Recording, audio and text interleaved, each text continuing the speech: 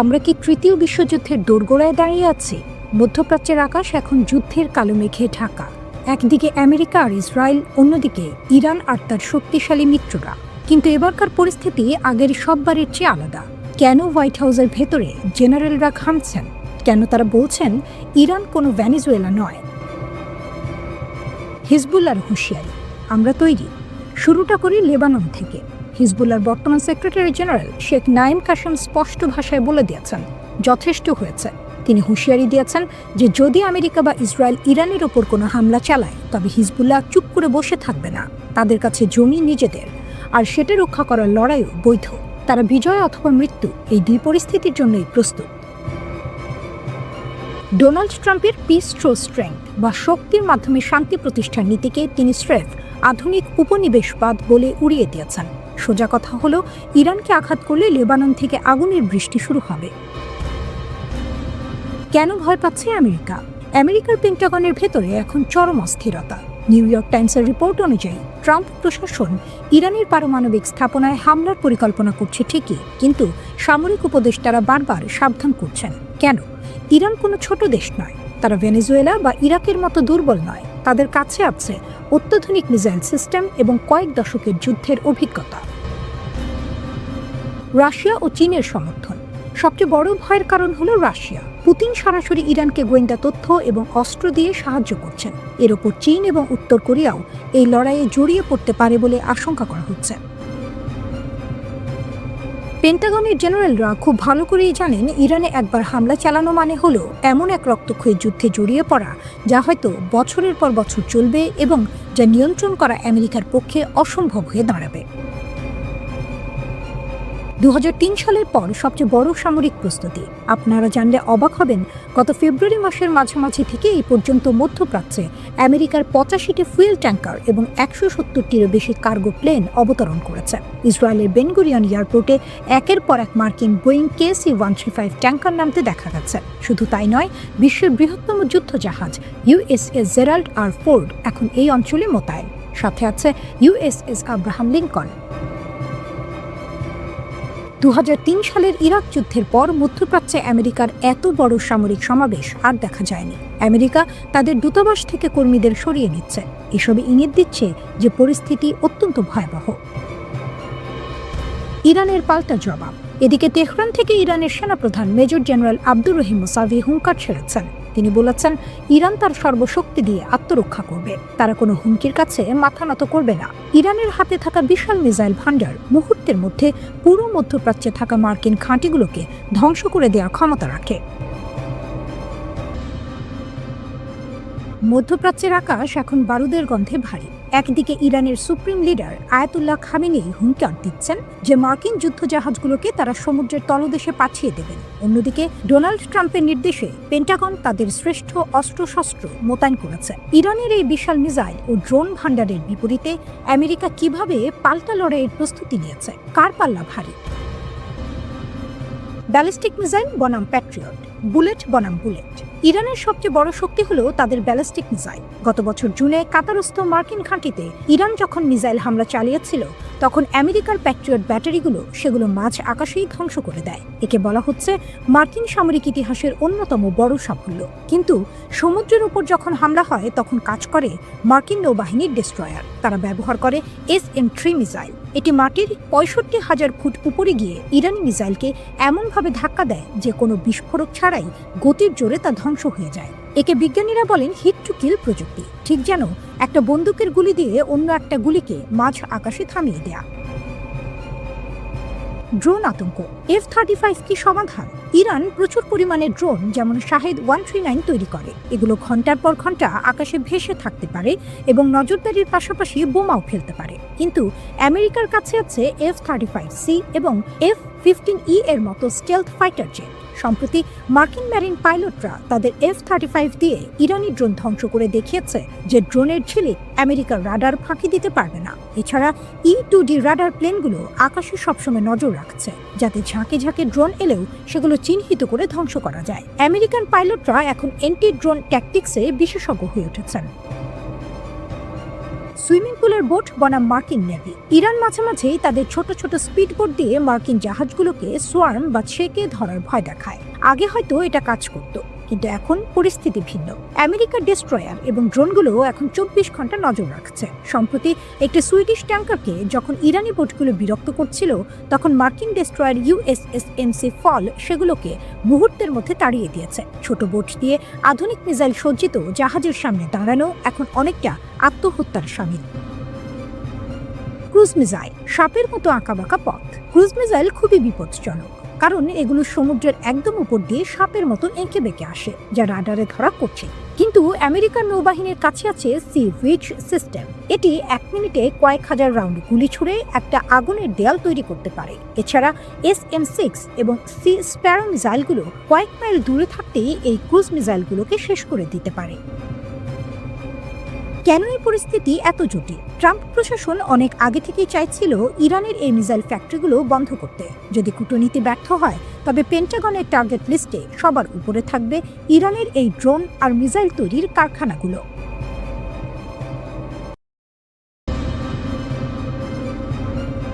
মধ্যপ্রাচ্যে আবার উত্তেজনা বাড়ছে। ইরান থেকে নতুন সতর্কবার্তা এসেছে, আর একই সময়ে যুক্তরাষ্ট্র পারস্য উপসাগরের দিকে আরও যুদ্ধজাহাজ এগিয়ে নিচ্ছে। প্রশ্ন হচ্ছে, আলোচনার টেবিল কি টিকবে, নাকি পরিস্থিতি নতুন সংঘাতের দিকে যাবে? ইরানের জ্যেষ্ঠ কর্মকর্তা রিয়ার অ্যাডমিরাল আলী শামখানি বলেছেন, ইরানের বিরুদ্ধে কোনো দুঃসাহসিক পদক্ষেপ নিলে দেশটি শক্ত, সিদ্ধান্তমূলক এবং উপযুক্ত জবাব দেবে। আল জাজিরাকে দেয়া বক্তব্যে তিনি জোর দিয়ে বলেন, ইরানের সামরিক প্রস্তুতি এখন উচ্চমাত্রায় রয়েছে এবং কোনো ভুল হিসাবের মূল্য হবে বড়। তার এই মন্তব্য এসেছে তেহরান ও ওয়াশিংটনের মধ্যে বাড়তে থাকা কথার লড়াইয়ের প্রেক্ষাপটে। এই সতর্কবার্তার আগে মার্কিন প্রেসিডেন্ট ডোনাল্ড ট্রাম্প বারবার ইরানকে তাদের পারমাণবিক কর্মসূচি সীমিত করার আহ্বান জানিয়েছেন। ট্রাম্প নিশ্চিত করেছেন, তিনি মধ্যপ্রাচ্যে দ্বিতীয় একটি মার্কিন বিমানবাহী রণতরী পাঠানোর পরিকল্পনা করছেন এবং সেটি খুব শিগগিরই রওনা হবে। হোয়াইট হাউস থেকে ফোর্ট ব্র্যাগে যাওয়ার আগে তিনি বলেন, যদি আলোচনা ব্যর্থ হয় তাহলে অতিরিক্ত এই ক্যারিয়ার প্রয়োজন হবে। তবে তিনি এটাও যোগ করেন, তার বিশ্বাস আলোচনা সফল হতে পারে। শামখানি ইসরায়েলের ভূমিকা উল্লেখ করেন। তার দাবি, ইসরায়েল একা কোনো পদক্ষেপ নিতে পারবে না, ওয়াশিংটনের সরাসরি সমর্থন দরকার হবে। একই সঙ্গে তিনি বলেন, সব পক্ষের উচিত অস্থিতিশীলতা এড়িয়ে যৌক্তিক পথে হাঁটা। এই টানাপোড়েনের পেছনে রয়েছে দীর্ঘদিনের বৈরী সম্পর্ক ও চলমান পারমাণবিক আলোচনা। কূটনৈতিক প্রচেষ্টা এখনো চলছে, কিন্তু দুই পক্ষের সামরিক ইঙ্গিতও জোরালো হচ্ছে।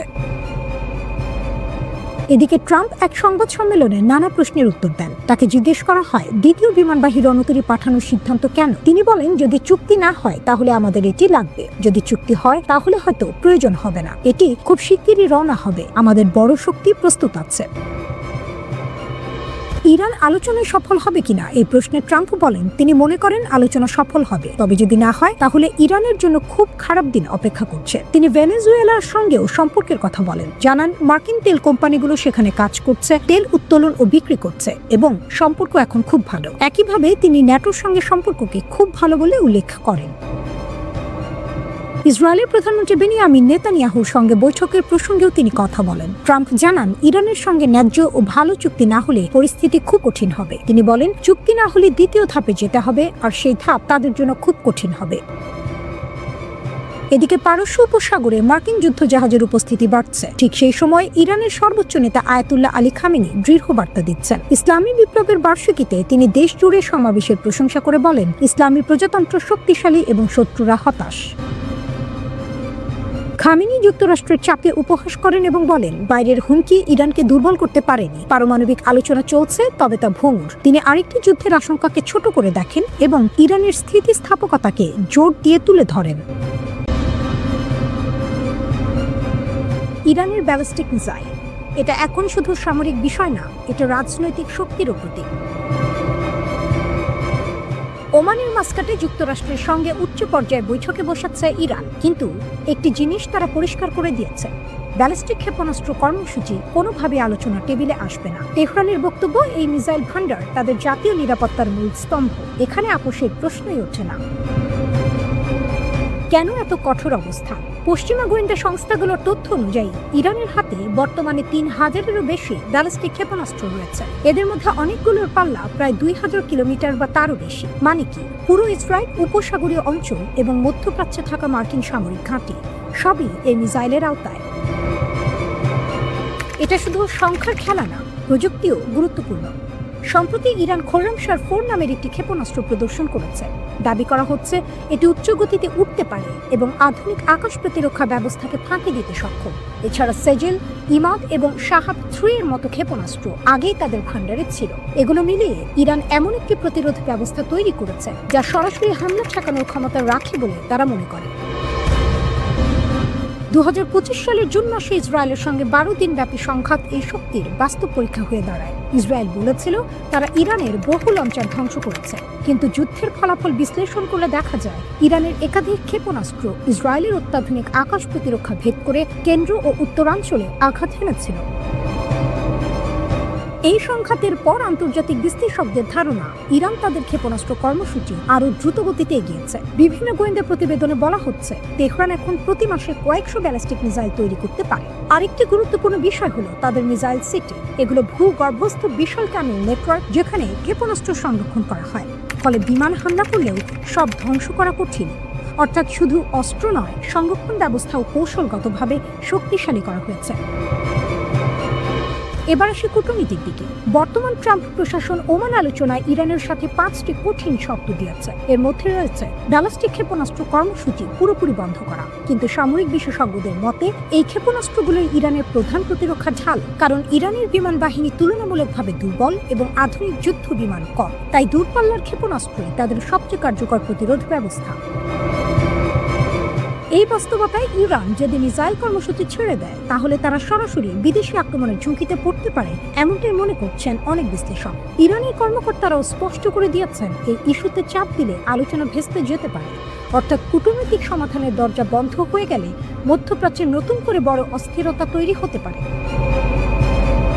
ইরানের ব্যালিস্টিক মিসাইল ভান্ডার শুধু বড় নয়, কৌশলগতভাবেও গুরুত্বপূর্ণ। এটি তাদের প্রতিরোধ নীতির কেন্দ্রবিন্দু। নিষেধাজ্ঞা, আঞ্চলিক সংঘাত এবং আন্তর্জাতিক চাপ সবকিছুর মাঝেও তেহরান এই কর্মসূচি আরও শক্ত করেছে। একদিকে শক্তিশালী মিসাইল বহর, অন্যদিকে কঠিন কূটনৈতিক চাপ। মধ্যপ্রাচ্যের রাজনীতিতে এখন এই দুই শক্তির টানা পড়েনি ভবিষ্যৎ নির্ধারণ করবে।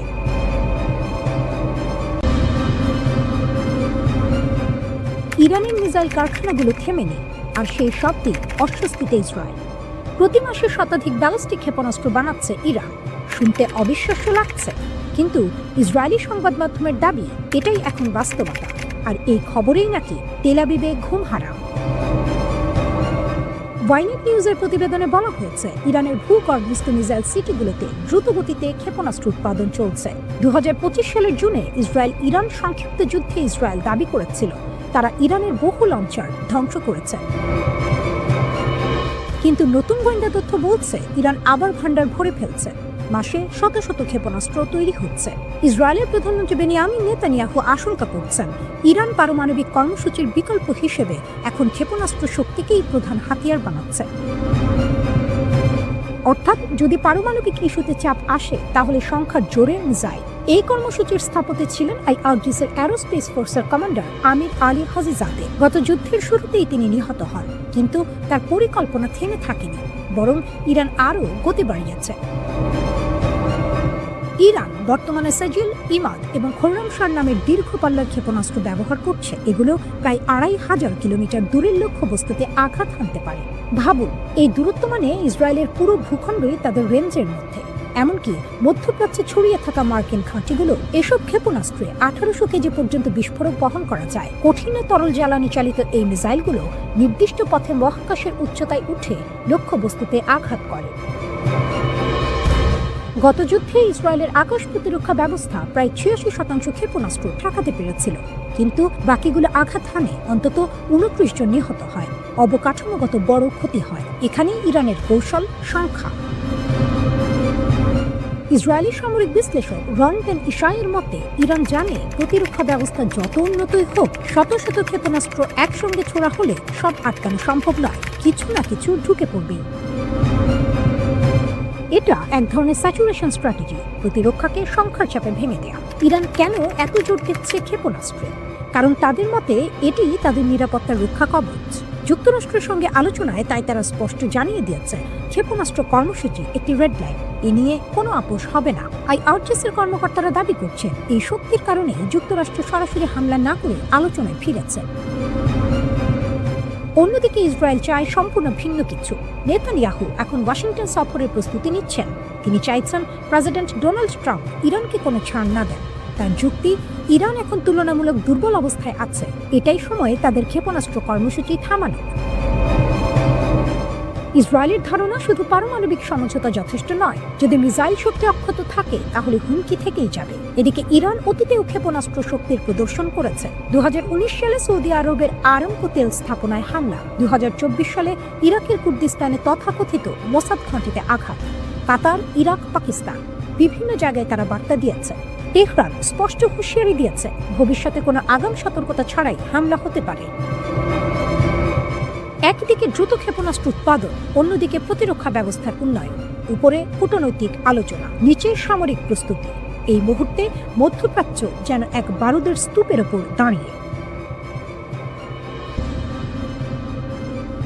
ইরান এবার খুব স্পষ্ট করে একটি লাল দাগ টেনে দিয়েছে। পররাষ্ট্রমন্ত্রী আব্বাস আরাকচি পরিষ্কার ভাষায় বলেছেন, ইরান তার প্রতিবেশী দেশগুলোতে আক্রমণ করতে চায় না, কিন্তু যদি যুক্তরাষ্ট্র ইরানে হামলা করে তাহলে মধ্যপ্রাচ্যে যেখানে যেখানে মার্কিন ঘাঁটি আছে সেগুলো বৈধ লক্ষ্যবস্তু হবে।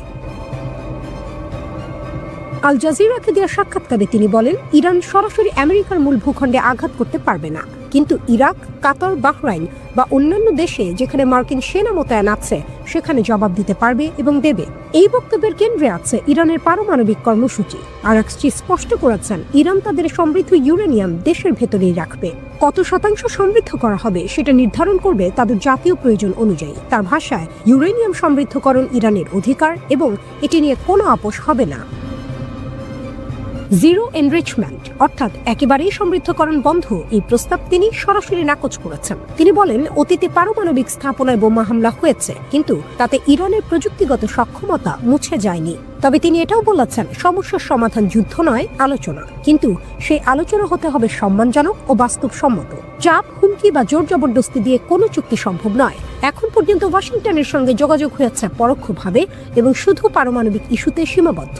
তিনি বলেন, আলোচনার শুরু ভালো হলেও পারস্পরিক বিশ্বাস গড়ে তুলতে সময় লাগবে। একটি বিষয় তিনি একদম পরিষ্কার করে দিয়েছেন, ইরানের ক্ষেপণাস্ত্র কর্মসূচি নিয়ে কোনো আলোচনা হবে না, এখন না, ভবিষ্যতেও না।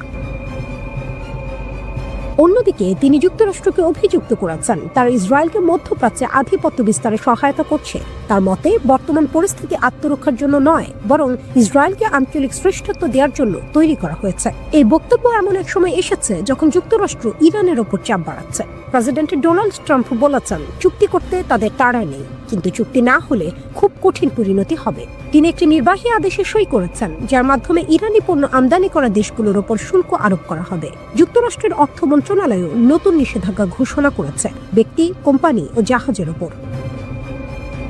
মাস্কাটে সাম্প্রতিক আলোচনায় দুই পক্ষই তাদের আগের অবস্থান থেকে সরেনি। ইরান আবারও বলেছে তারা সমৃদ্ধকরণ বন্ধ করবে না। এর মধ্যেই মার্কিন পররাষ্ট্র দপ্তর তাদের নাগরিকদের ইরান ছাড়ার পরামর্শ দিয়েছে।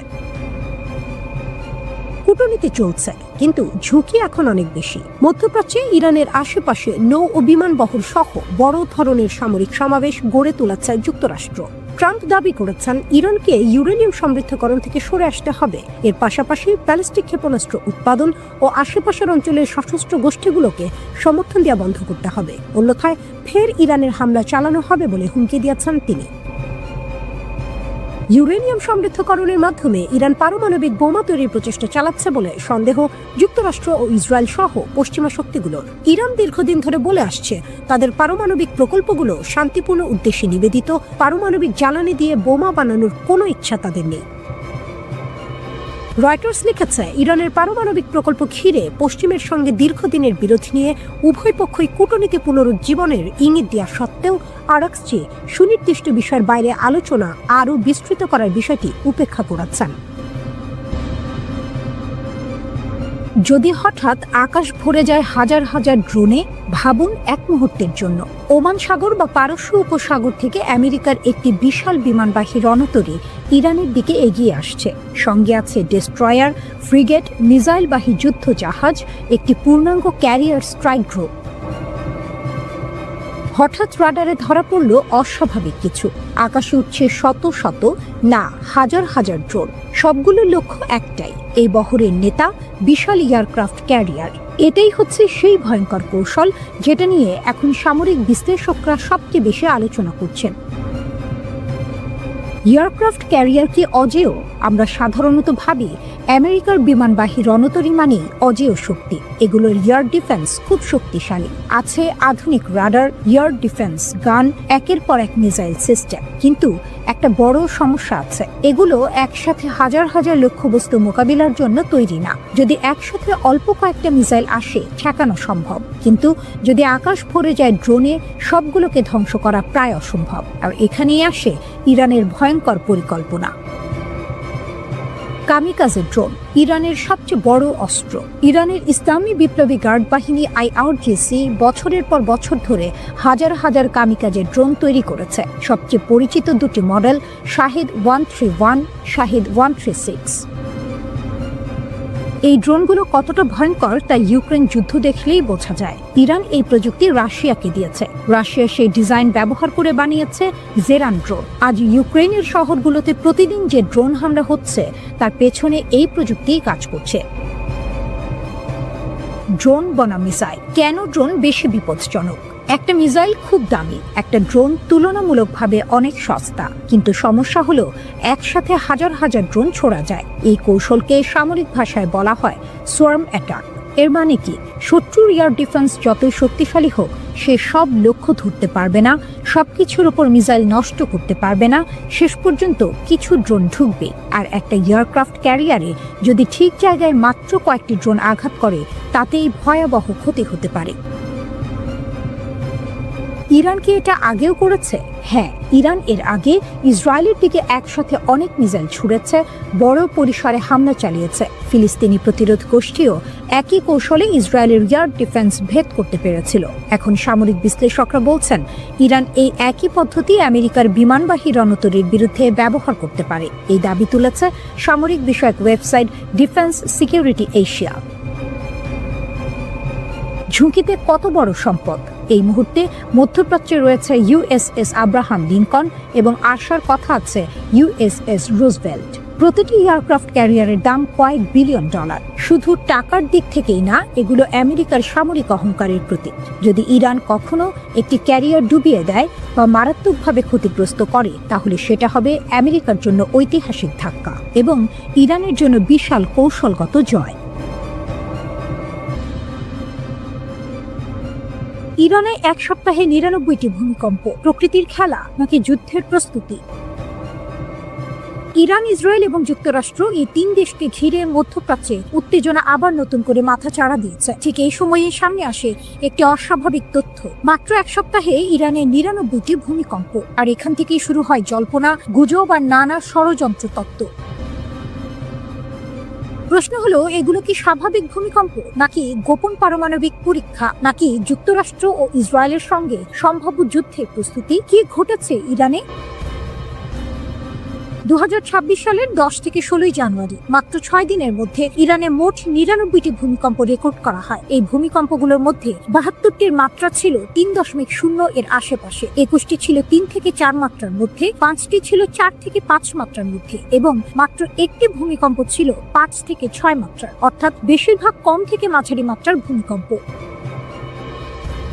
কোন কোন এলাকায় ভূমিকম্প হয়েছে? এই ভূমিকম্পগুলো কোনো একটি জায়গায় সীমাবদ্ধ ছিল না, বরং একাধিক প্রদেশে ছড়িয়ে পড়ে। খুসান 18টি, ইয়াজদ 13টি, কেরমান, দক্ষিণ খোরাসান প্রতিটিতে 7টি করে। এই বিস্তৃত ভৌগোলিক ছড়ানো বিষয়টি গুরুত্বপূর্ণ, কারণ যদি এটা কোনো গোপন বিস্ফোরণ হতো, তাহলে সাধারণত একটি নির্দিষ্ট এলাকায় সীমাবদ্ধ থাকতো।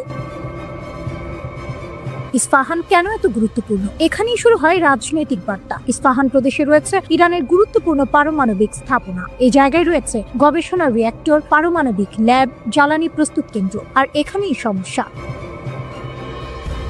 2025 সালের জুন মাসে যুক্তরাষ্ট্র দাবি করেছিল তারা ইরানের 3টি পারমাণবিক স্থাপনায় হামলা চালিয়েছে, যার একটি ছিল ইস্পাহান। সেই অভিযানের নাম ছিল অপারেশন মিডনাইট হ্যামার। তাই এখন যখন ইস্পাহানের আশেপাশে ভূমিকম্প হচ্ছে, তখন সন্দেহ আরো বেড়ে যাচ্ছে। ট্রাম্প বনাম ইরান, হত্যার হুমকি ও যুদ্ধের ভাষা। এই ভূমিকম্পের খবর এমন এক সময় এসেছে যখন রাজনৈতিক উত্তেজনা চরমে। ডোনাল্ড ট্রাম্প হুঁশিয়ারি দিয়েছেন, আমাকে হত্যা করা হলে ইরানকে পৃথিবীর মানচিত্র থেকে মুছে দেওয়া হবে। অন্যদিকে ইরান বলেছে, খামেনিকে আঘাত করলে হাত কেটে নেওয়া হবে। এ ধরনের ভাষা সাধারণত যুদ্ধের আগের সময়েই শোনা যায়। ইসরায়েলেও ভূমিকম্প আরো সন্দেহ। 14 জানুয়ারি ইসরায়েলে 4.2 মাত্রার ভূমিকম্প হয়। এর কেন্দ্র ছিল ডিমোনা পারমাণবিক স্থাপনার কাছাকাছি। এই ঘটনাও নতুন প্রশ্ন তোলে। ডিমোনা ইসরায়েলের গোপন পারমাণবিক কর্মসূচির কেন্দ্র বলে মনে করা হয়। সেখানে আগে থেকেই নিরাপত্তা মহড়া চলছিল। ভূমিকম্পের পর সাইরেন বেজে ওঠে, আতঙ্ক ছড়িয়ে পড়ে। কিছু বিশ্লেষক দাবি করেন ইসরায়েল হয়তো পারমাণবিক কার্যকলাপ বাড়াচ্ছে, যদিও এর কোনো প্রমাণ এখনো নেই। তাহলে সত্যিটা কি? এখন সবচেয়ে গুরুত্বপূর্ণ প্রশ্ন, এগুলো কি প্রকৃতির স্বাভাবিক ঘটনা নাকি গোপন সামরিক তৎপরতা? ভূতাত্ত্বিকদের মতে ইরান ও ইসরায়েল দুটোই ভূমিকম্প প্রবণ এলাকায় অবস্থিত। ছোট ছোট ভূমিকম্প একসাথে হওয়াকে বলা হয় সাইসমিক স্টর্ম। এটি অনেক সময় স্বাভাবিকভাবেই ঘটে, কিন্তু রাজনীতি যখন উত্তপ্ত থাকে তখন প্রতিটি প্রাকৃতিক ঘটনাও রাজনৈতিক অর্থ পেয়ে যায়। কিন্তু এখন পর্যন্ত কোনো প্রমাণ নেই যে এই ভূমিকম্পগুলো পারমাণবিক পরীক্ষা বা যুদ্ধ প্রস্তুতির ফল। মধ্যপ্রাচ্যে আবারও যুদ্ধের আশঙ্কা ঘনীভূত হচ্ছে। যুক্তরাষ্ট্র, ইসরায়েল আর ইরান, এই তিন পক্ষকে ঘিরে এমন এক উত্তেজনা তৈরি হয়েছে যেখানে সামান্য ভুল হিসাব থেকেই শুরু হতে পারে আরেকটি বড় যুদ্ধ।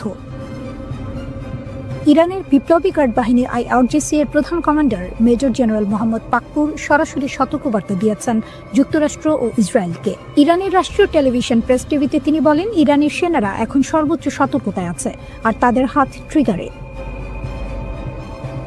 যদি কোনো হামলা হয়, ইরান 1 সেকেন্ডও দেরি করবে না। পাকপুর বলেন, যুক্তরাষ্ট্র আর ইসরায়েল যেন ইতিহাস থেকে শিক্ষা নেয়। তিনি ইঙ্গিত দেন আগের 12 দিনের যুদ্ধে যেখানে শত্রুপক্ষ বড় ক্ষতির মুখে পড়েছিল। তার ভাষায়, যদি আবার কোনো ভুল হিসাব করা হয় তাহলে শাস্তি হবে আরো বেশি যন্ত্রণাদায়ক, আর এমন হবে যার জন্য পরে শুধু অনুশোচনা ছাড়া কিছুই থাকবে না। তিনি আরো বলেন, ইরান আগের যে কোনো সময়ের তুলনায় এখন অনেক বেশি শক্তিশালী প্রতিরক্ষা ব্যবস্থা গড়ে তুলেছে। দেশের সীমান্ত রক্ষা, আকাশ প্রতিরক্ষা আর পাল্টা হামলার ক্ষমতা সবই এখন অভূতপূর্ব পর্যায়ে। হঠাৎ এত কড়া ভাষা কেন? এর পেছনে বড় কারণ ডোনাল্ড ট্রাম্প। ইরানের পররাষ্ট্রমন্ত্রী আব্বাস আরাগচি সম্প্রতি ট্রাম্পের বক্তব্যের তীব্র সমালোচনা করেছেন। তিনি বলেছেন, ট্রাম্পের কথাবার্তা এই মুহূর্তে উস্কানিমূলক ও দায়িত্বজ্ঞানহীন। আরাগচির দাবি, ট্রাম্পের লাগাতার হুমকি আসলে উগ্রপন্থী গোষ্ঠীগুলোকে আরো সাহস দিচ্ছে।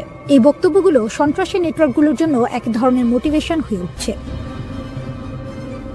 এর আগেও ইরানের এক শীর্ষ সামরিক কর্মকর্তা সরাসরি ওয়াশিংটনকে সতর্ক করে দিয়েছিলেন, ইরানের সর্বোচ্চ নেতা আয়াতুল্লাহ আলী খামেনির বিরুদ্ধে কোনো পদক্ষেপ নিলে তার ফল ভয়াবহ হবে।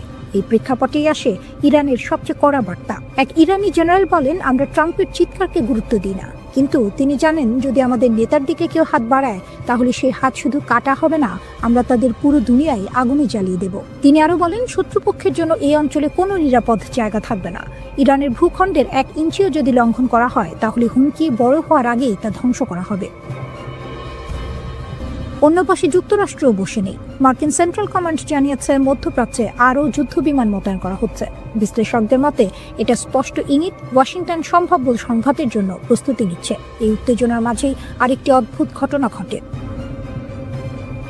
20 থেকে 21 জানুয়ারির রাতে ডোনাল্ড ট্রাম্পের বিমান মাঝপথে যান্ত্রিক সমস্যার পরে তিনি বাধ্য হন বিমান বদলাতে। মেরিল্যান্ডের জয়েন্ট বেস ইন রুজে ফিরে গিয়ে অন্য বিমানে যাত্রা শুরু করেন। ট্রাম্প তখন যাচ্ছিলেন সুইজারল্যান্ডের ডাভোসে 2026 সালে ওয়ার্ল্ড ইকোনমিক ফোরামে যোগ দিতে।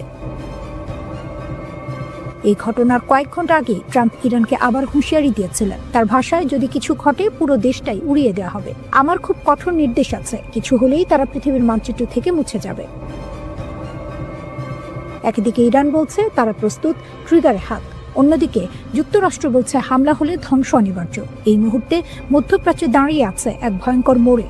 এটা হয় শক্তি দেখিয়ে যুদ্ধ ঠেকানোর খেলা, না হয় এমন এক সংঘাতের শুরু যার প্রভাব পুরো বিশ্বে ছড়িয়ে পড়তে পারে। ইরান ও যুক্তরাষ্ট্রের মধ্যে উত্তেজনা আবারও বিপজ্জনক পর্যায়ে পৌঁছেছে।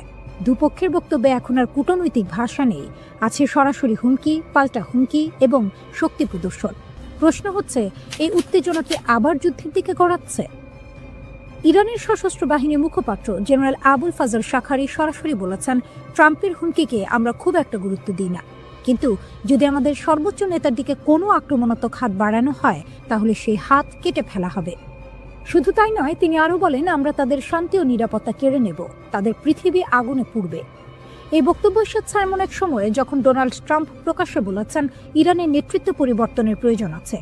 অর্থাৎ শুধু নীতি পরিবর্তন নয়, শাসন ব্যবস্থাই বদলাতে হবে, এমন ইঙ্গিত দিয়েছেন তিনি।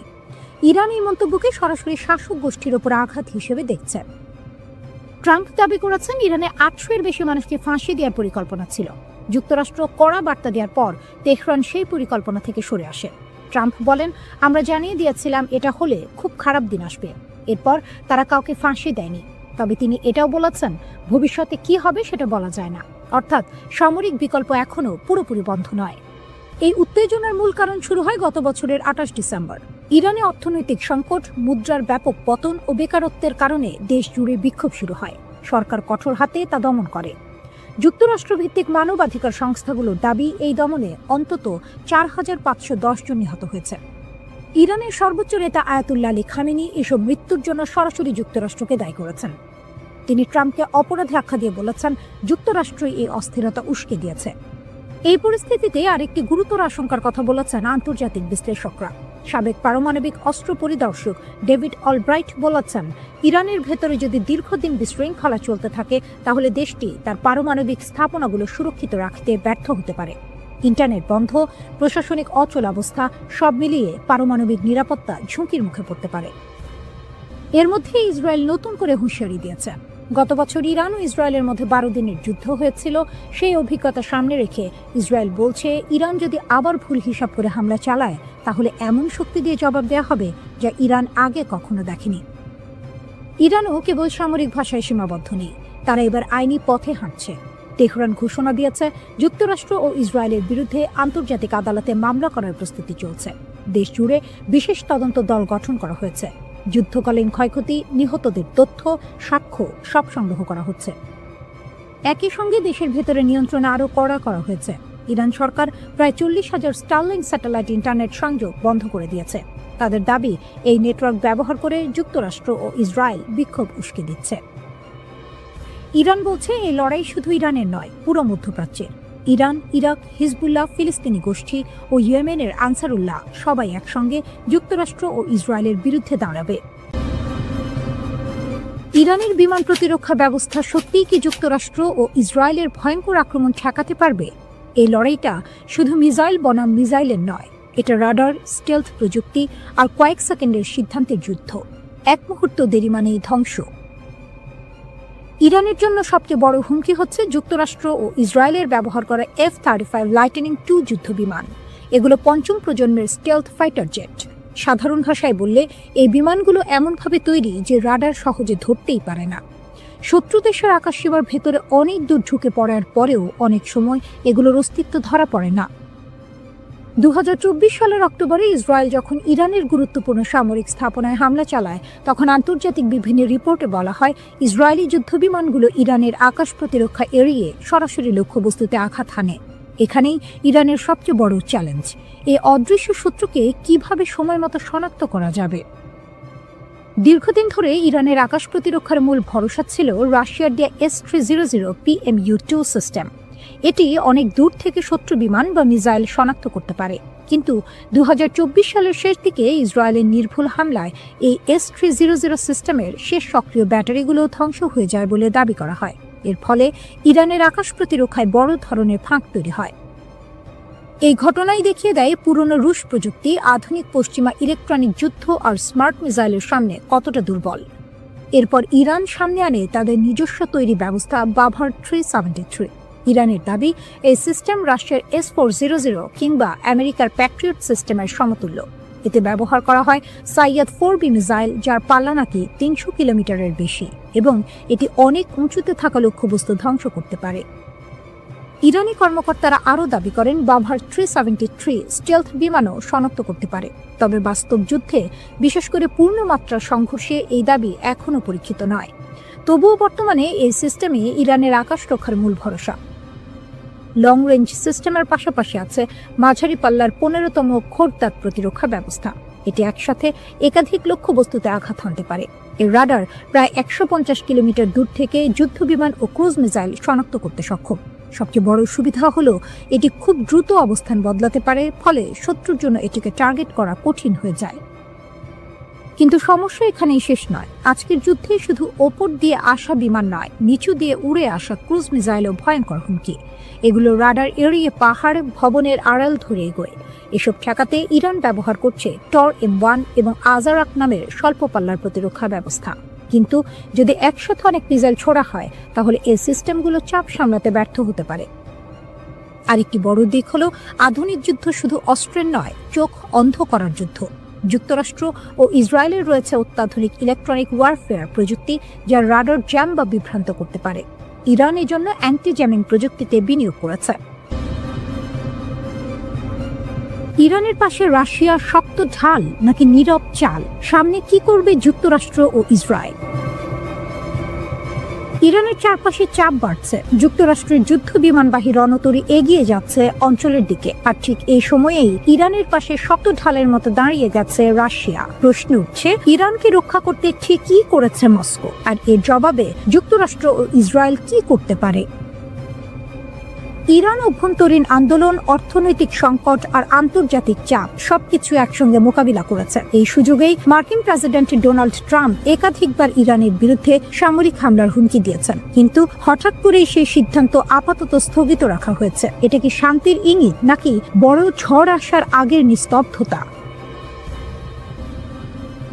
এই প্রশ্ন আরো জোরালো হয় যখন যুক্তরাষ্ট্র হঠাৎ করে কাতারে অবস্থিত তাদের সবচেয়ে গুরুত্বপূর্ণ সামরিক ঘাঁটি আল উদেইদ থেকে কিছু উচ্চ পর্যায়ের কর্মকর্তাকে সরিয়ে নেয়। এই সিদ্ধান্তের পরই ইরানে উত্তেজনা ছড়িয়ে পড়ে, কারণ দীর্ঘদিন ধরে ট্রাম্প প্রশাসন ইরানের বিরুদ্ধে সরাসরি সামরিক হামলার কথা বলে আসছিল।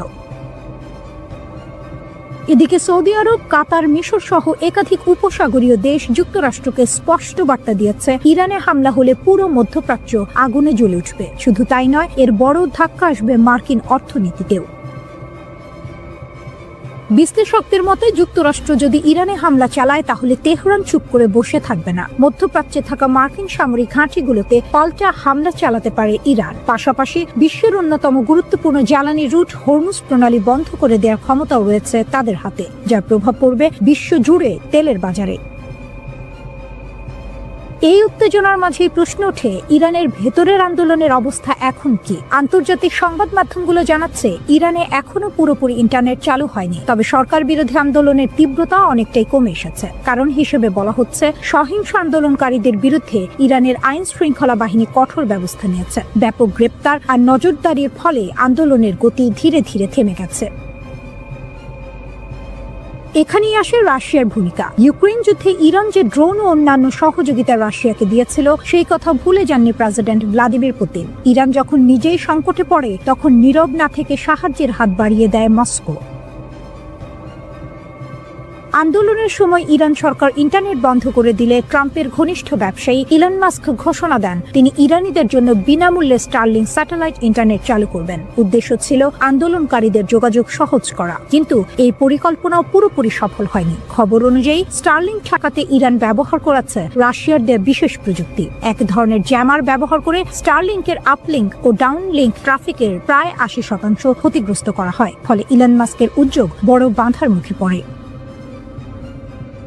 শুধু প্রযুক্তিগত সহায়তাই নয়, কূটনৈতিকভাবেও ইরানের পাশে দাঁড়িয়েছে রাশিয়া। পুতিন প্রকাশ্যে জানিয়েছে, তিনি ইরানের বিরুদ্ধে যে কোনো সামরিক আগ্রাসনের বিরোধী। একই সঙ্গে যুক্তরাষ্ট্র ও ইরানের উত্তেজনা কমাতে মধ্যস্থতাকারীর ভূমিকাও নিতে প্রস্তুত তিনি। সবচেয়ে গুরুত্বপূর্ণ বিষয় হলো রাশিয়া ও ইরানের মধ্যে থাকা কৌশলগত সামরিক ও অর্থনৈতিক চুক্তি। এই চুক্তির মাধ্যমে দীর্ঘমেয়াদে ইরানকে সহায়তা দেওয়ার প্রতিশ্রুতি দিয়েছে মস্কো। আয়াতুল্লাহ আলী খামেনির নেতৃত্বাধীন ইরানের সঙ্গ থেকে সরে আসার কোনো ইঙ্গিত এখনো দেননি পুতিন। সব মিলিয়ে বলা যায়, রাশিয়া সরাসরি যুদ্ধে নামেনি, কিন্তু প্রযুক্তি, কূটনীতি ও কৌশলগত অবস্থান দিয়ে ইরানের জন্য এক ধরনের নীরব ঢাল তৈরি করেছে। একটি উত্তপ্ত আগ্নেয়গিরি, ভেতরে জমে আছে ক্ষোভ, অসন্তোষ আর রাগ। আর সেই আগুনে ঘি ঢালছে বিদেশি শক্তিগুলো, এমনটাই দাবি করছে ইরান সরকার। ইরানের সাম্প্রতিক যে আন্দোলন শুরু হয়েছে, তা প্রথমে ছিল তুলনামূলক শান্তিপূর্ণ। মানুষ রাস্তায় নেমেছিল নিজেদের দাবি নিয়ে, কিন্তু সময় গড়ানোর সঙ্গে সঙ্গে সে আন্দোলন সহিংস রূপ নিতে শুরু করে। বিভিন্ন শহরে সরকারি ভবন, অবকাঠামো এবং নিরাপত্তা বাহিনীর ওপর হামলার ঘটনা ঘটে। ইরান সরকারের বক্তব্য পরিষ্কার, তাদের দাবি এই আন্দোলনকে কাজে লাগিয়ে দেশকে অস্থিতিশীল করার চেষ্টা করছে বিদেশি শত্রুরা, বিশেষ করে যুক্তরাষ্ট্র ও ইসরায়েল। ইরানের সর্বোচ্চ নেতা আয়াতুল্লাহ আলী খামেনি এই মুহূর্তে সবচেয়ে বড় চাপে আছেন। তিনি একজন কঠোর শাসক, এটা সত্য। তার শাসন ব্যবস্থায় ব্যক্তিকেন্দ্রিক ক্ষমতার প্রভাব প্রবল, কিন্তু একই সঙ্গে তিনি অভিজ্ঞ ও লড়াকু রাজনীতিবিদ। ইরানের বিপ্লব, যুদ্ধ, নিষেধাজ্ঞা সব ঝড় পেরিয়েই তিনি এখানে পৌঁছেছেন। এখন পুরো জনস্রোতের বিপরীতে দাঁড়িয়ে একাই লড়াই করছেন খামেনি। এই অবস্থায় বিক্ষোভ নিয়ন্ত্রণে নামানো হয়েছে বিশেষ নিরাপত্তা অভিযান। ইরানের আইনশৃঙ্খলা বাহিনী ফারাজা দাবি করেছে, দক্ষিণাঞ্চলীয় বন্দর নগরী বুশেহর থেকে প্রায় ৬০০টি অস্ত্র উদ্ধার করা হয়েছে।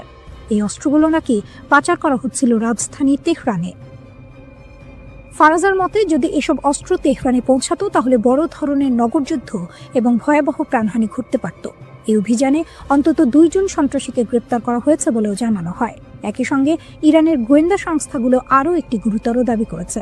তারা বলছে, একটি সশস্ত্র সন্ত্রাসী চক্রকে শনাক্ত ও ভেঙে দেওয়া হয়েছে, যারা সাধারণ মানুষ ও নিরাপত্তা বাহিনীর সদস্যদের হত্যা করার পরিকল্পনা করছিল। আধা সরকারি সংবাদ সংস্থা তাসনিম জানিয়েছে, এই চক্রটি নাকি ইসরায়েলের গোয়েন্দা সংস্থা মোসাদ দ্বারা প্রশিক্ষিত ছিল। তাদের নগরযুদ্ধের বিশেষ প্রশিক্ষণ দেওয়া হয়েছিল।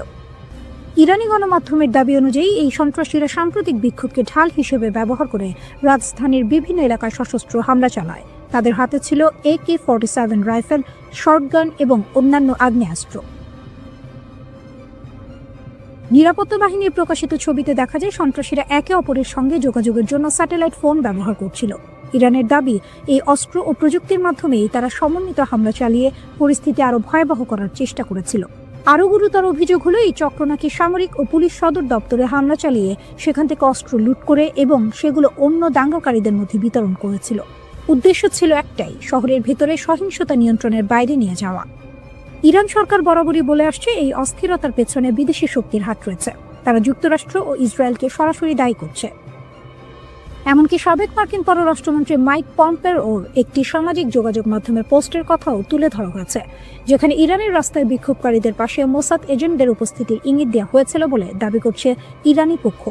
এছাড়া ফার্সি ভাষায় প্রকাশিত কিছু অনলাইন বার্তায় বিক্ষোভকারীদের রাস্তায় নামার আহ্বান জানানো হয়েছিল, যেগুলো মোসাদের সঙ্গে যুক্ত বলে দাবি ইরানের। ইরানের বিপ্লবী গার্ডের জেনারেল মোহসিন রেজাই এক ভয়ঙ্কর হুমকি দিয়েছেন। তিনি সরাসরি মার্কিন প্রেসিডেন্ট ডোনাল্ড ট্রাম্পকে লক্ষ্য করে বলেছেন, ট্রাম্প বলেছেন তার হাত পিস্তলের ট্রিগারে, আমরা তার হাত এবং আঙুল কেটে ফেলব। প্রকাশ্যে তিনি এই হুমকি দিয়েছেন।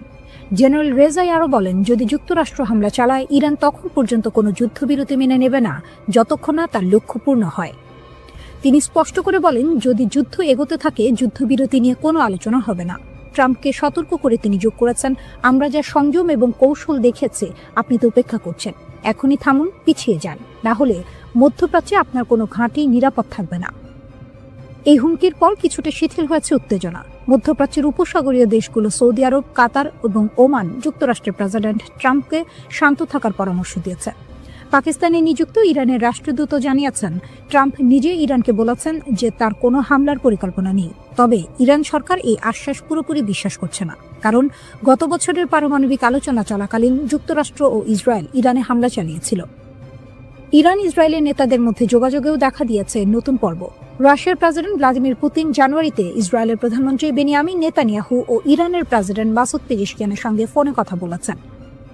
ক্রেমলিন জানিয়েছে, পুতিন মধ্যপ্রাচ্যে সামরিক সংঘাতের আশঙ্কা দেখে উত্তেজনা কমানোর জন্য মধ্যস্থতার প্রস্তাব দিয়েছেন। ক্রেমলিনের মুখপাত্র দিমিত্রি পেসকভ বলেন, এই অঞ্চলের পরিস্থিতি অত্যন্ত সংকটাপন্ন। প্রেসিডেন্ট পুতিন উত্তেজনা হ্রাসে মধ্যস্থতার প্রচেষ্টা চালাচ্ছেন। ফোন কলে পুতিন ইরান এবং ইসরায়েলের মধ্যে কৌশলগত অংশীদারিত্ব আরও শক্তিশালী করার প্রতিশ্রুতি দিয়েছেন। অন্যদিকে ইরানের প্রেসিডেন্টের দপ্তর জানিয়েছে, পেজেশকিয়ান রাশিয়ার জন্য জাতিসংঘে ইরানের সমর্থনের প্রশংসা করেছেন। ইরান রাশিয়ার একজন কৌশলগত অংশীদার হিসেবে বিবেচিত, তাই যে কোনো সংঘাত যা ইরানের প্রো মস্কো নেতৃত্বকে হুমকির মুখে ফেলতে পারে তার বিষয়ে রাশিয়া সতর্ক। এই ফোন কল রাশিয়ার প্রথম প্রকাশ্য মন্তব্য ছিল, যা ইরানের সরকারের সঙ্গে মস্কোর সরাসরি সংযোগ প্রকাশ করে। রাশিয়া ইসরায়েলের সঙ্গে সুসম্পর্ক বজায় রাখার চেষ্টা করছে, যদিও 2023 সালের গাজার ঘটনায় ইসরায়েলের কর্মকাণ্ড নিয়ে রাশিয়ার সমালোচনা সম্পর্ককে কিছুটা জটিল করেছে। পুতিনের সঙ্গে নেতানিয়াহুর ফোন কলে ক্রেমলিন জানিয়েছে মধ্যস্থতার প্রচেষ্টা চালিয়ে যাওয়ার জন্য রাশিয়া প্রস্তুত, তবে এখন পর্যন্ত কোনো নির্দিষ্ট পদক্ষেপের বিস্তারিত প্রকাশ করা হয়নি। এই পরিস্থিতিতে মধ্যপ্রাচ্যের পরিস্থিতি ঝুঁকিপূর্ণ। সৌদি আরব, কাতার ও ওমান যুক্তরাষ্ট্রের প্রেসিডেন্টকে বোঝানোর চেষ্টা করছে যে ইরানের ওপর হামলা এই অঞ্চলে মারাত্মক প্রভাব ফেলতে পারে। অন্যদিকে ইরান ট্রাম্পকে সতর্ক করে বলছে, যদি যুক্তরাষ্ট্র এগোতে চায় তাহলে কোনো ঘাঁটি নিরাপদ থাকবে না।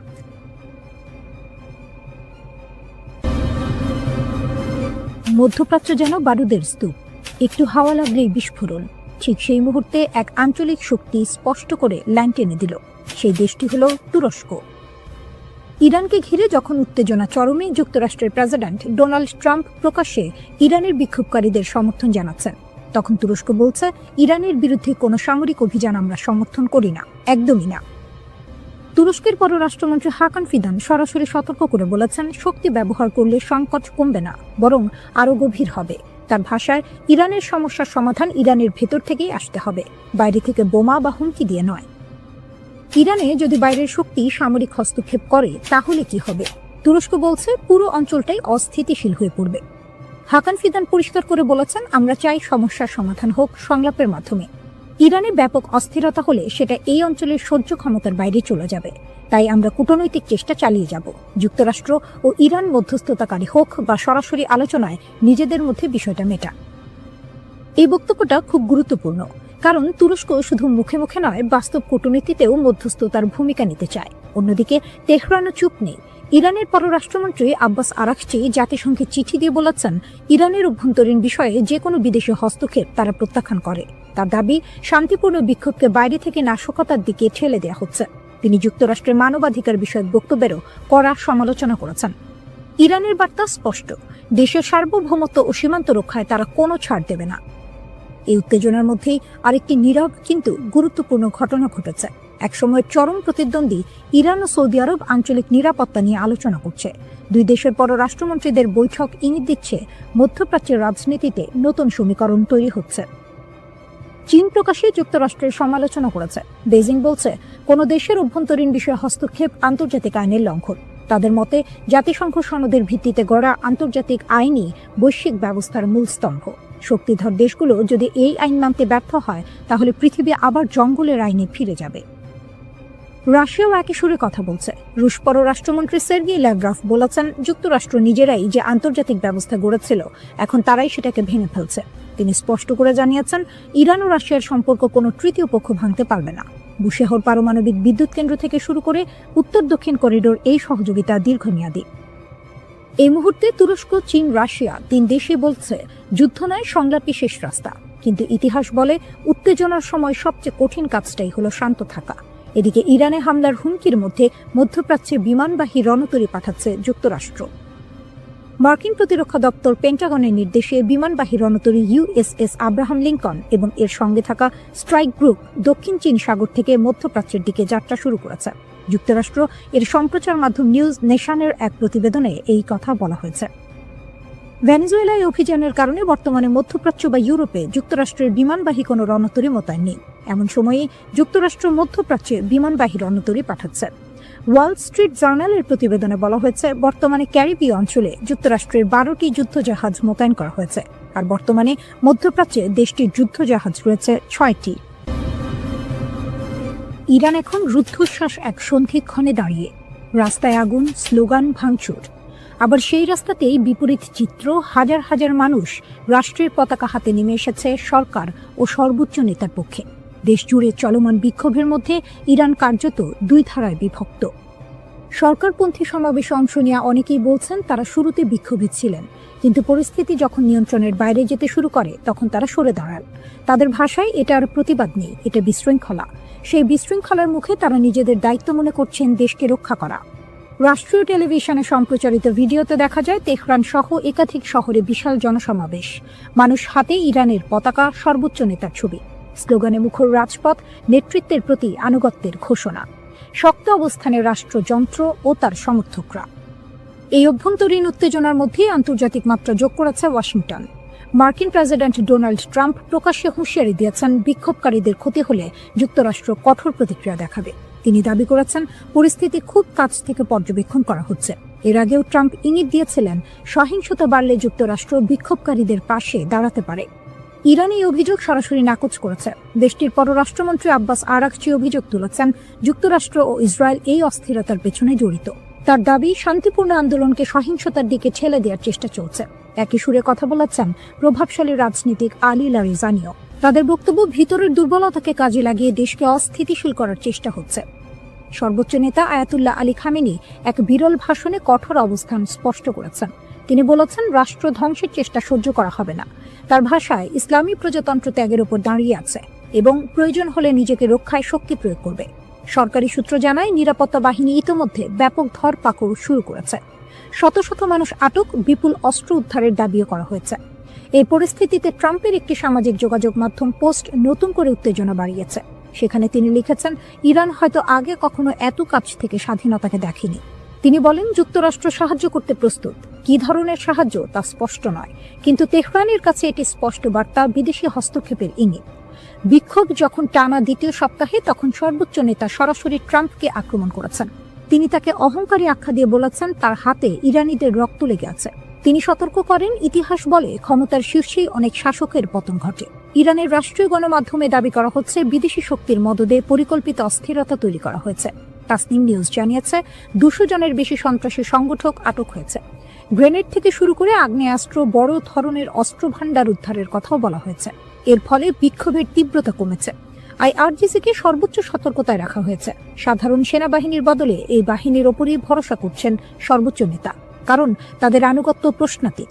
একই সঙ্গে সক্রিয় করা হয়েছে ভূগর্ভস্থ ক্ষেপণাস্ত্র ঘাঁটি। বার্তা স্পষ্ট, ইরান প্রস্তুত দুই দিকেই। ভিতরের একদিকেই সর্বনাশ। ইরান যেভাবে ইসরায়েলিদের জালে ফাঁসালো, একটা বেনামি মেসেজ, একটা টেলিগ্রাম লিঙ্ক আর লোভনীয় অর্থের হাতছানি, এভাবেই ইরান ইসরায়েলের মাটিতে তাদের গুপ্তচর বৃত্তির জাল বিছিয়েছিল। আপাত দৃষ্টিতে নিরীহ ছোট ছোট কাজ দিয়ে শুরু, যা শেষ পর্যন্ত ইসরায়েলের জন্য বিশাল এক মাথা ব্যথার কারণ হয়ে দাঁড়িয়েছিল। কিন্তু আসল চমকটা লুকিয়ে ছিল অন্য কোথাও। 2024 সালের এপ্রিলে ইসরায়েলে ইরানের প্রথম ক্ষেপণাস্ত্র হামলার পর 30 জনেরও বেশি ইসরায়েলিকে ইরানি গোয়েন্দা সংস্থার সাথে কাজ করার অভিযোগে অভিযুক্ত করা হয়। এদের বেশিরভাগেরই গল্পটা প্রায় একই রকম। অজানা নম্বর থেকে আসা একটা মেসেজ, যেখানে সামান্য তথ্যের জন্য বা ছোটখাটো কাজের জন্য মোটা অঙ্কের টাকার প্রস্তাব। প্রথম দিকে কাজগুলো ছিল সহজ, যেমন কোনো পার্কের নির্দিষ্ট স্থানে কালো ব্যাগ পুঁতে রাখা হয়েছে কিনা তা পরীক্ষা করা। এর জন্য মিলত প্রায় $1000 মার্কিন।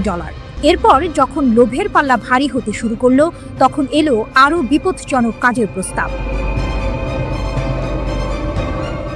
আদালতের নথি থেকে জানা যায়, গত 1 বছর ধরে ইরানের এই গুপ্তচর বৃত্তির চেষ্টা খুব একটা ফলপ্রসূ হয়নি। তারা ইসরায়েলের উচ্চপদস্থ কর্মকর্তাদের হত্যা করার যে আকাঙ্ক্ষা করেছিল তা পূরণ করতে পারেনি। তবে তাদের কৌশল ছিল মারাত্মক কার্যকর। এত বেশি ইসরায়েলি সাধারণ অভিযান চালাতে রাজি ছিল যে কৌশলগতভাবে গুরুত্বপূর্ণ স্থানগুলির তথ্য সংগ্রহের জন্য গুপ্তচর বৃত্তি অভিযান সফল হতে পারত, যা পরবর্তীতে ইরানি ব্যালিস্টিক ক্ষেপণাস্ত্রের লক্ষ্যবস্তুতে পরিণত হতো। যোগাযোগের পদ্ধতি ছিল বেশ সহজবোধ্য। একটি টেক্সট মেসেজ, যার প্রেরক নিজেকে সংবাদ সংস্থা হিসেবে পরিচয় দিত। মেসেজে প্রায়শই যুদ্ধ সম্পর্কিত তথ্য চাওয়া হতো এবং বলা হতো, আমরা তা কিনতে প্রস্তুত। অন্য একটি মেসেজে আরও সরাসরি বলা হয়েছিল, একটি স্বাধীন জেরুজালেম মুসলমানদের একত্রিত করে, যুদ্ধ সম্পর্কে আমাদের তথ্য পাঠান। এরপরই আসতো টেলিগ্রাম অ্যাপের একটি লিঙ্ক, যেখানে নতুন করে কথোপকথন শুরু হতো। মজার বিষয় হলো, এই কথোপকথনে ইসরায়েলি নাম ব্যবহার করা হতো এবং সহজ কাজের বিনিময়ে অর্থের প্রস্তাব দেওয়া হতো। যদি কেউ আগ্রহ দেখাতো, তাহলে তাদের পেপ্যাল বা ক্রিপ্টোকারেন্সির মাধ্যমে টাকা নেওয়ার জন্য একটি অ্যাপ সেট আপ করার পরামর্শ দেওয়া হতো। 29 সেপ্টেম্বর গ্রেপ্তার হওয়া এক সন্দেহভাজনের ঘটনা ছিল চমকপ্রদ। তাকে একটি পার্কে গিয়ে একটি কালো ব্যাগ পুঁতে রাখা হয়েছে কিনা তা পরীক্ষা করতে বলা হয়েছিল। ব্যাগটি ছিল না, কিন্তু নিয়োগকারী একটি ভিডিও পাঠিয়ে তা প্রমাণ করেছিল এবং তাকে $1000 মার্কিন দেওয়া হয়েছিল। এরপর তাকে লিফলেট বিতরণ, পোস্টার লাগানো বা গ্রাফিতি স্প্রে করার মতো কাজ দেওয়া হয়েছিল, যার বেশিরভাগই ছিল ইসরায়েলি প্রধানমন্ত্রী বেনিয়ামিন নেতানিয়াহুর বিরুদ্ধে অবমাননাকর স্লোগান। এরপর এলো আরও সংবেদনশীল কাজ, ছবি তোলা। আজারবাইজান বংশোদ্ভূত এক ইসরায়েলিকে দেশের বিভিন্ন স্পর্শকাতর স্থাপনার ছবি তোলার জন্য ভাড়া করা হয়েছিল। এমনকি এই কাজকে সে পারিবারিক ব্যবসায় পরিণত করেছিল। সে তার আত্মীয়দের হাইফা বন্দরের সুবিধাগুলোর ছবি তুলতে সাহায্য করেছিল, যা পরে ইরানি ক্ষেপণাস্ত্রের আঘাতে ক্ষতিগ্রস্ত হয়। ৭২ বছর বয়সী মরতে চাই মতি মামান এর ঘটনাটি ছিল আরও নাটকীয়। তার অর্থের প্রয়োজন ছিল এবং তুরস্কের দুই ব্যবসায়ী ভাইয়ের মাধ্যমে তার পরিচয় হয় এডি নামের এক ইরানি ব্যবসায়ীর সাথে। এডি শুকনো ফল এবং মশলা আমদানি করত। মামানকে সাইপ্রাস হয়ে সামান্দাগে উড়ে যেতে বলা হয়। এরপর তাকে তুরস্কের ইউকসেকোভা শহরে নিয়ে যাওয়া হয়, যেখানে সে একটি হোটেলে ছিল। এডি মামানকে জানায় যে ইসরায়েলিদের ইরানে পাচার করার একটি উপায় আছে। মামান রাজি হয় এবং একটি ট্রাকে লুকিয়ে ইরানে প্রবেশ করে। সেখানে এডি এবং একজন দ্বিতীয় ইরানি কর্মকর্তা মামানের সাথে একটি বিলাসবহুল হোটেলে দেখা করে এবং 3টি কাজের জন্য তাকে হাজার হাজার ডলারের প্রস্তাব দেয়। ইসরায়েলের নির্দিষ্ট স্থানে টাকা বা বন্দুক রেখে আসা, জনাকীর্ণ স্থানে ছবি তোলা এবং অন্যান্য এজেন্টদের হুমকি দেয়া, যারা শত্রুতাপূর্ণ মিশন পরিচালনার জন্য ইরান থেকে তহবিল পেয়েছিল কিন্তু আসলে তাদের মিশন সম্পাদন করেনি।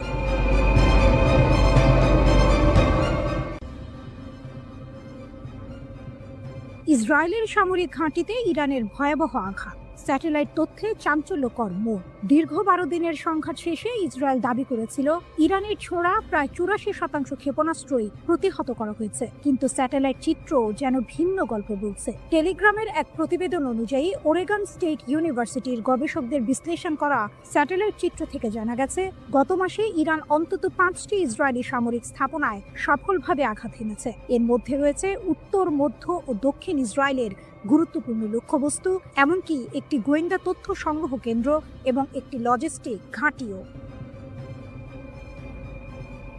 রাডার স্যাটেলাইট ডেটা, লুকানো সত্যের উন্মোচন। এক চাঞ্চল্যকর তথ্য উঠে এসেছে রাডার স্যাটেলাইট ডেটার ভিত্তিতে। এই ডেটা ক্ষেপণাস্ত্র হামলার সাথে সামঞ্জস্যপূর্ণ বিস্ফোরণের ক্ষয়ক্ষতি স্পষ্টভাবে চিহ্নিত করেছে। ইসরায়েলি সামরিক বাহিনী কঠোর সেন্সরশিপ আইনের কারণে এই হামলার তথ্য আগে প্রকাশ করেনি। এমনকি যোগাযোগ করা হলে ইসরায়েলি সেনাবাহিনী এই বিষয়ে কোনো মন্তব্য করতে অস্বীকৃতি জানিয়েছে। ইসরায়েলি সামরিক সেন্সরশিপ আইন সক্রিয় সংঘাতের সময় সংবেদনশীল নিরাপত্তা তথ্য প্রকাশে কঠোর বিধিনিষেধ আরোপ করে, যা এই গোপনীয়তার মূল কারণ।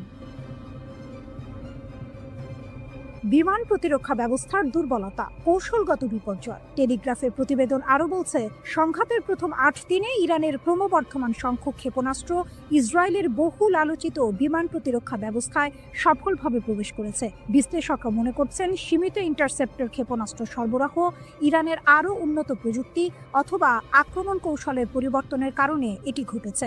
ইরান ইসরায়েলের বিমান প্রতিরক্ষা ব্যবস্থাকে পরাজিত করার জন্য এক অভিনব কৌশল ব্যবহার করেছে, সমন্বিত ড্রোন এবং ক্ষেপণাস্ত্র হামলা। এই কৌশল অনুযায়ী আত্মঘাতী ড্রোনগুলো প্রথমে নিক্ষেপ করা হয়, যা ইসরায়েলি প্রতিরক্ষা ব্যবস্থাকে ব্যস্ত ও বিভ্রান্ত করে তোলে। যখন প্রতিরক্ষা ব্যবস্থা ড্রোনগুলোকে প্রতিহত করতে ব্যস্ত থাকে, তখন মূল ক্ষেপণাস্ত্রগুলো সফলভাবে লক্ষ্যবস্তুতে আঘাত হানে। নাম প্রকাশ না করার শর্তে টেলিগ্রাফকে একজন জ্যেষ্ঠ ইরানি কর্মকর্তা বলেছেন, এই ড্রোন ব্যবহার ছিল ইসরায়েলি প্রতিরক্ষা ব্যবস্থাকে পরাস্ত করার একটি ইচ্ছাকৃত কৌশল। ড্রোন নিক্ষেপের মূল লক্ষ্য হল তাদের সিস্টেমগুলোকে ব্যস্ত রাখা, ওই কর্মকর্তা বলেন। সংঘাতের অপ্রত্যাশিত বাঁক, ইরানের প্রতিশোধ ও মার্কিন যুক্তরাষ্ট্রের হস্তক্ষেপ। 13 জুন ইসরায়েলি সরকার ইরানের বিরুদ্ধে বেআইনি আগ্রাসন শুরু করে, যার ফলে অনেক জ্যেষ্ঠ কমান্ডার, পারমাণবিক বিজ্ঞানী এবং সাধারণ নাগরিক নিহত হন। এর প্রতিক্রিয়ায় ইরান 24 ঘন্টারও কম সময়ের মধ্যে ক্ষেপণাস্ত্র ও ড্রোন হামলা চালিয়ে প্রতিশোধ নেয়। এরপর ট্রু প্রমিস 3 এর অধীনে ধারাবাহিক প্রতিশোধমূলক অভিযান চালানো হয়। যুদ্ধ আরও তীব্র হয় যখন 22 জুন মার্কিন যুক্তরাষ্ট্র ইসরায়েলের পক্ষে যুদ্ধে প্রবেশ করে। মার্কিন বোমারু বিমান আন্তর্জাতিক আইন লঙ্ঘন করে 3টি ইরানি পারমাণবিক স্থাপনায় আঘাত হানে। এর জবাবে ইরান আত্মরক্ষার জন্য কাতারের আল উদেইদ বিমান ঘাঁটিতে ক্ষেপণাস্ত্র হামলা চালায়, যা পশ্চিম এশিয়ার বৃহত্তম মার্কিন সামরিক বিমান ঘাঁটি।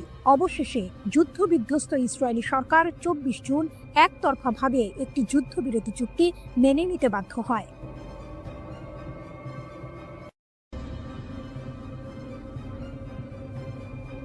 ভয়ঙ্কর এক সংবাদের শিরোনাম, কিন্তু তার ভেতরের কথা আরো গভীর। ইরান বলছে তারা এখনো কোনো ক্ষেপণাস্ত্রের শহরের দরজা খোলেনি। এর মানে কি? এর মানে হলো তাদের আসল আঘাত করার ক্ষমতা এখনো অব্যবহৃত। ইরানের নীরব সংকেত যে হামলা এখনো হয়নি। ইরান বরাবরই বলে আসছে তাদের সশস্ত্র বাহিনীর প্রতিটি পদক্ষেপ সুদূর প্রসারী পরিকল্পনার অংশ, তাৎক্ষণিক প্রতিশোধ নয়। যখন ইসরায়েলি দখলদারিত্ব যুদ্ধের শেষ দিনে ইরানের নিরাপত্তা কেন্দ্রগুলোতে হামলা চালায়, তখন বিশ্ব অবাক হয়েছিল ইরানের শান্ত প্রতিক্রিয়ায়। কিন্তু ইরানের এই আপাত নীরবতার পেছনে লুকিয়ে আছে এক গভীর কৌশল। ফজলির কথা স্পষ্ট, পারমাণবিক অস্ত্রের ক্ষেত্রে ইরানের প্রযুক্তিগত জ্ঞান রয়েছে, কিন্তু তাদের আদর্শিক নীতি এর ব্যবহার বা তৈরির বিপক্ষে। এই কথাগুলো আপাত দৃষ্টিতে শান্তি এবং সংযমের বার্তা দিলেও এর ভেতরের টুইস্ট হলো প্রযুক্তিগত জ্ঞান আছে মানে হলো তারা চাইলে তা করতে সক্ষম। এটি ইসরায়েল এবং পশ্চিমা দেশগুলোর জন্য এক শীতল সতর্কবার্তা। ইউরেনিয়াম সমৃদ্ধকরণ আপোষ নিয়ে ইরানের উপপররাষ্ট্রমন্ত্রী মাজিদ তখত রাভাঞ্চি জোর দিয়ে বলেছেন, মার্কিন ইসরায়েলি হামলা সত্ত্বেও ইরান তার পারমাণবিক কর্মসূচিতে অটল। তারা জাতীয় চাহিদা অনুযায়ী ইউরেনিয়াম সমৃদ্ধকরণ চালিয়ে যাবে। এর অর্থ আমেরিকা বা ইসরায়েলের কোনো হুমকি ইরানকে তার পথ থেকে সরাতে পারছে না। এটি কেবল একটি বিবৃতি নয়, এটি এক ধরনের চ্যালেঞ্জ। তখত রাভাঞ্চি বলেছেন, ইরান সংলাপের জন্য উন্মুক্ত, কিন্তু এখানেও আছে একটি বড় শর্ত।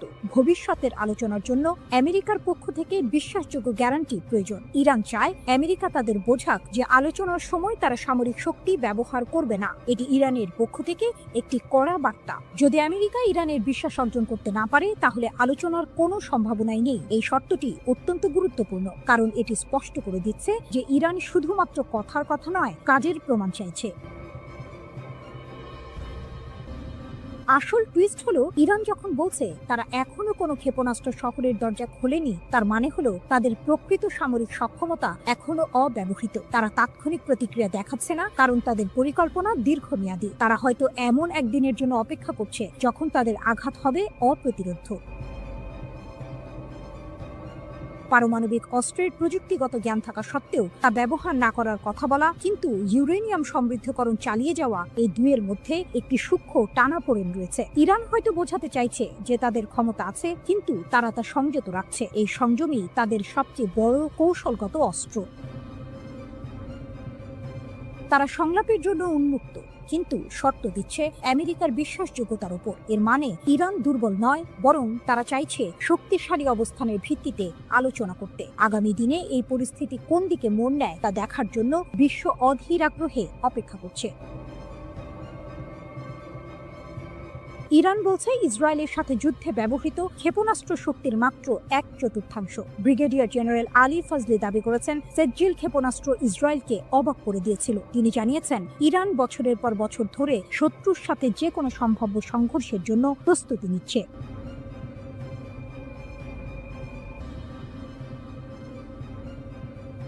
ইসরায়েলের কপালে চিন্তার ভাঁজ। ইরান নাকি এবার ধ্বংসাত্মক আর অভূতপূর্ব জবাব দেবে। ইরানের নতুন হুঁশিয়ারি। ইসরায়েলের কপালে কি আছে? মধ্যপ্রাচ্যের রাজনীতিতে আবারও উত্তাপ ছড়িয়েছে। ইরানের শীর্ষ সামরিক কর্মকর্তারা ইসরায়েলের বিরুদ্ধে কড়া হুঁশিয়ারি দিয়েছেন। ভবিষ্যতে কোনো আগ্রাসন চালালে ইরান নাকি জোরালোভাবে লড়াই করবে। তাদের কথা শুনে মনে হচ্ছে এবার পরিস্থিতি আরও গুরুতর হতে চলেছে।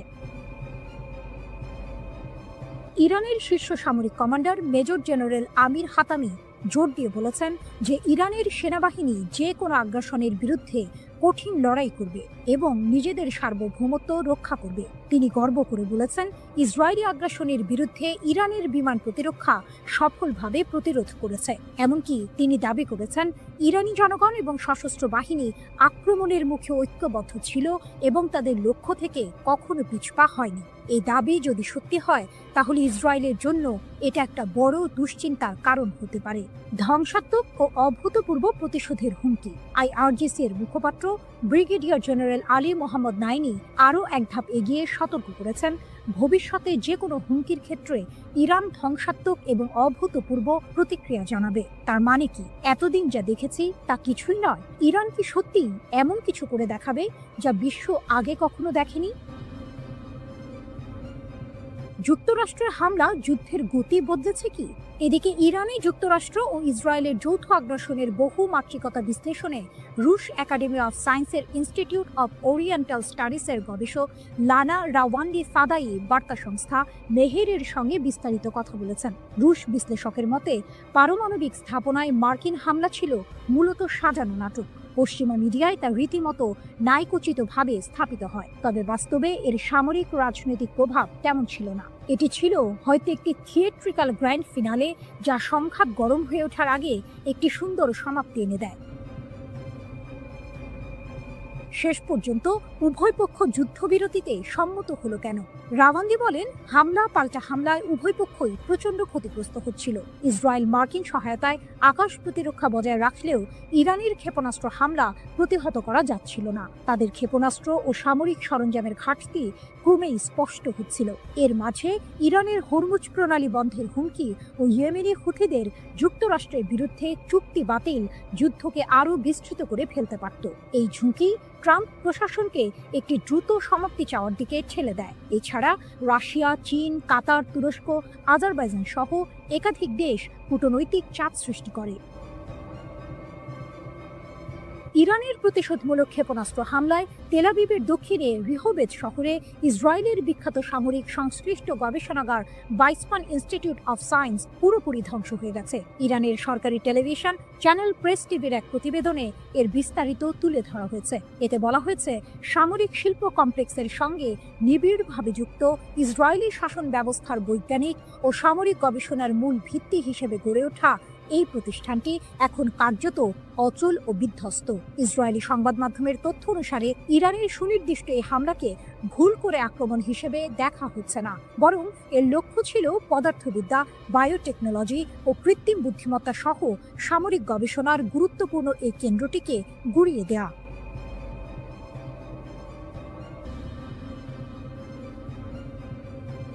গরম খবর, আবারও উত্তপ্ত মধ্যপ্রাচ্য। ইসরায়েল যদি ফের কোনো ভুল করে তাহলে নাকি আরো কঠিন থাপ্পড় খাবে, এমনটাই হুমকি দিলেন ইরানের শীর্ষ জেনারেল আব্দুর রহিম মুসাভি। শুনে মনে হচ্ছে এবার বুঝি আর ছোটখাটো হুমকি নয়, আসল যুদ্ধের দামামা বাজছে।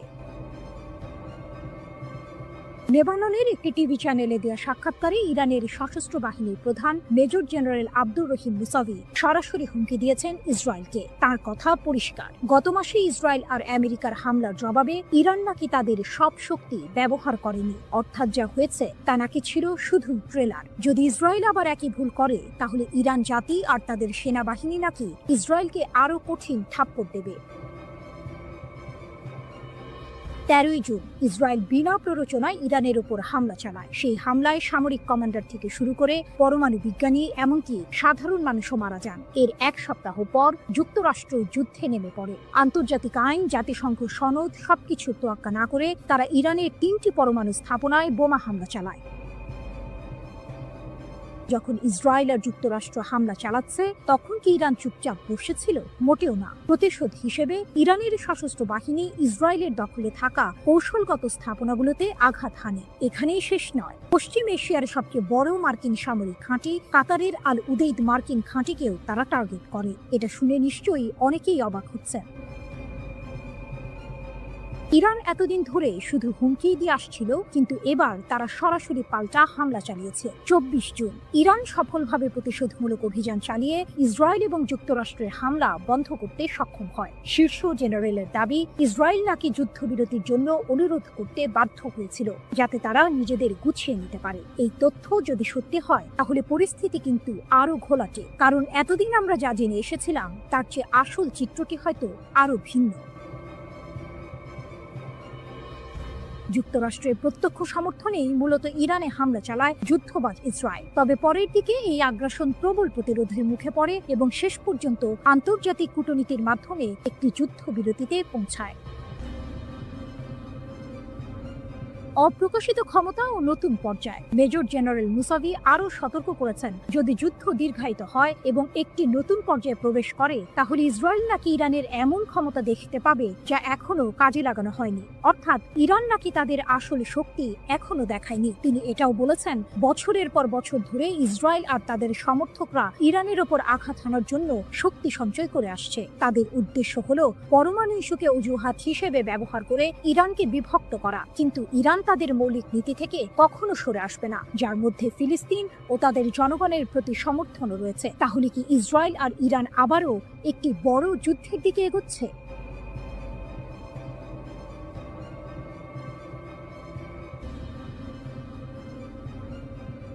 ইরান স্পষ্ট জানিয়ে দিয়েছে, ইসরায়েলের সঙ্গে তাদের পরবর্তী সংঘাত হবে চূড়ান্ত সংঘর্ষ। রাশিয়ার সংবাদ মাধ্যম আরটিকে দেয়া এক সাক্ষাৎকারে ইরানের একটি সূত্র এই তথ্য নিশ্চিত করেছে। এই ঘোষণা মধ্যপ্রাচ্যে নতুন করে উত্তেজনার পারদ চড়িয়ে দিয়েছে, কারণ ইরান বিশ্বাস করে তারা এখন ইসরায়েলের দুর্বলতা সম্পর্কে ওয়াকিবহাল এবং তাদের হাতে এমন উন্নত ক্ষেপণাস্ত্র রয়েছে যা ইসরায়েলের আকাশ প্রতিরক্ষা ব্যবস্থাকে সহজেই ভেদ করতে পারে।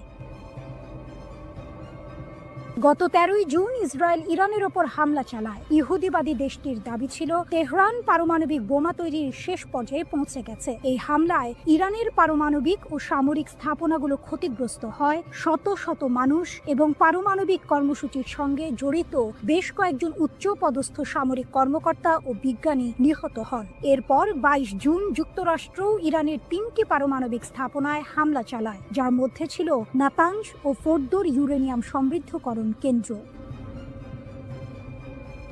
তেহরান অবশ্য বরাবরই সামরিক উদ্দেশ্যে পারমাণবিক কর্মসূচি পরিচালনার অভিযোগ অস্বীকার করে আসছে। পাল্টা জবাব হিসেবে ইরান কামিকাজে ড্রোন ও ক্ষেপণাস্ত্র হামলা চালায়, যা সরাসরি ইসরায়েল ও কাতারে অবস্থিত যুক্তরাষ্ট্রের আল উদেইদ বিমান ঘাঁটিতে আঘাত হানে। 12 দিনব্যাপী এই সংঘাত শেষ হয় যুক্তরাষ্ট্রের মধ্যস্থতায় হওয়া এক যুদ্ধবিরতির মাধ্যমে, যা এখনও কার্যকর রয়েছে।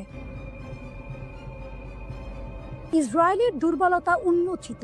আরটিকে দেওয়া মন্তব্যে তেহরানের সূত্রটি জানায়, সাম্প্রতিক উত্তেজনার সময় ইরান ইসরায়েলি শাসনের দুর্বলতা শনাক্ত করতে পেরেছে। এটি একটি চাঞ্চল্যকর দাবি যা ইসরায়েলের প্রতিরক্ষা সক্ষমতা নিয়ে প্রশ্ন তুলেছে। সূত্রটি আরও দাবি করে যে ইরানের কাছে এখনও নতুন প্রজন্মের হাজার হাজার ক্ষেপণাস্ত্র রয়েছে এবং যুদ্ধ শুরু হলে প্রতিদিন অন্তত কয়েকশো ক্ষেপণাস্ত্র ইসরায়েলের দিকে ছোঁড়া হবে। যদি এই দাবি সত্য হয়, তাহলে ইসরায়েলের আকাশ প্রতিরক্ষা ব্যবস্থার জন্য এটি এক বিশাল চ্যালেঞ্জ হবে। এমনকি উন্নত আয়রন ডোমও এত সংখ্যক ক্ষেপণাস্ত্র মোকাবিলায় কতটা সফল হবে তা নিয়ে সন্দেহ থেকেই যায়।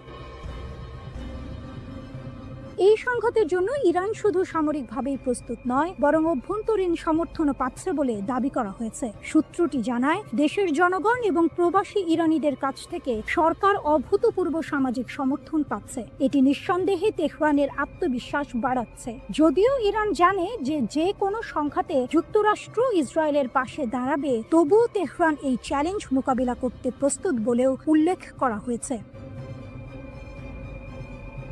খামেনির দাবি ও ট্রাম্পের হুঁশিয়ারি। ইরানের সর্বোচ্চ নেতা আয়াতুল্লাহ আলী খামেনি তার সামরিক জবাবের বিষয়ে বলেন, ইসরায়েলি রাষ্ট্র কার্যত ধ্বংসপ্রাপ্ত ও নিষ্ক্রিয় হয়ে পড়েছিল। তার মতে, যুক্তরাষ্ট্রের হস্তক্ষেপ না হলে ইহুদিবাদী শাসন পুরোপুরি ধ্বংস হয়ে যেত। এটি ইরানের পক্ষ থেকে একটি বড় সড় দাবি যা ইসরায়েলের সামরিক সক্ষমতা নিয়ে গুরুতর প্রশ্ন তৈরি করে। অন্যদিকে যুক্তরাষ্ট্রের প্রেসিডেন্ট ডোনাল্ড ট্রাম্প হুঁশিয়ারি দিয়ে বলেছেন, তেহরান যদি পারমাণবিক কর্মসূচি চালিয়ে যায় বলে যুক্তরাষ্ট্র বিশ্বাস করে, তাহলে আরও হামলা চালানো হবে। ইসরায়েলের প্রধানমন্ত্রী বেনিয়ামিন নেতানিয়াহু ইরানের বিরুদ্ধে আরও হামলার সম্ভাবনা উড়িয়ে দেননি।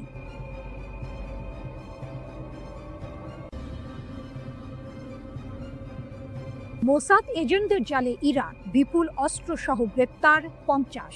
মাত্র 2 সপ্তাহে ইরান 50 জন মোসাদ এজেন্টকে গ্রেপ্তার করে বিশ্বকে চমকে দিয়েছে। ইরানের Islamic Revolutionary Guard Corps IRGC দক্ষিণ পূর্বাঞ্চলীয় সিস্তান ও বালুচেস্তান প্রদেশে এই এজেন্টদের আটক করেছে। শুধু তাই নয়, তাদের কাছ থেকে মার্কিন তৈরি অত্যাধুনিক অস্ত্রশস্ত্র ও সামরিক সরঞ্জাম জব্দ করা হয়েছে।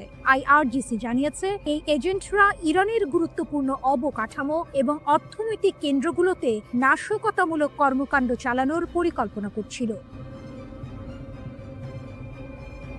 অস্ত্র পাচারের বিশাল চেষ্টা ব্যর্থ, 22,000 গুলিসহ আটক 3।